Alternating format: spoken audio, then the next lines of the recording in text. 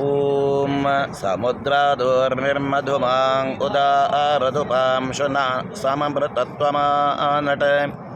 घृतस्य नाम गुह्यं यदस्ति जिह्वा देवानाममृतस्य नाभिः वयन्नाम प्रब्रवाम घृतस्यास्मिन् यज्ञे धारयामा नमोभिः उपब्रह्माशणवत्सस्य मानं चतुष्षङ्गो वमेद्गौर एतत्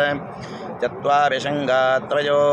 अस्य पादाद्वेषी विषय सप्तहस्तासो अस्य त्रिधा बद्धो ऋषभोरोरवीति महो देवो मर्त्यां आविवेश त्रिधा हितं वणिभिर्गुह्यमानङ्गविदेवासो घृतमन्वविन्दन् इन्द्र एकं सूर्य एकं जजानवेनादेकं स्वधयानिष्टतक्षुः एता अर्षन्ति हृद्या समुद्राच्छतौरजा विपुनानावचक्षे घृतस्य धारा अभिचाकशीमि हिरण्यजो वेतसो मध्य आसाम् सम्यक् स्रवन्ति सवितो नधेना अन्तर्हृता मनसा पूयमानाः एते अर्षन्त्यूर्मयो घृतस्य मृगा इव क्षिपणोरीशमाणाः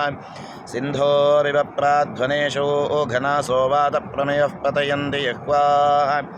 घृतस्य धारा अरुषो नवादी काष्ठा अभिन्दन्नोर्मिभिः पिन्वमानः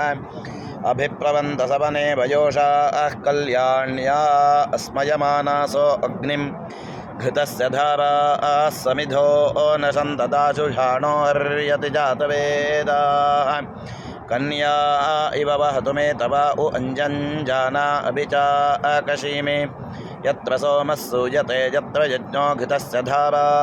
अभितत्पवन्दे अभ्यर्षततुष्टुतिं गव्यमाजिमस्मासु भद्राद्रविणानि दत्ता इमं यज्ञन्नयत देवता नो घृतस्य धारा मधुमत्पवन्दे धामन्ते विश्ववदवदिश्यतमन्तः समुद्रे हद्या अन्तरायुषि अपामनीके समिथेय आवृतस्तमश्याम मधुमन्दन्त ऊर्मिं पूर्णाहुतिमुत्तराञ्जुहोति सर्वं वै पूर्णाहुतिः सर्वमेवाप्नोति अथो इयं वै पूर्णाहुतिः अस्यामेव प्रतिष्ठति।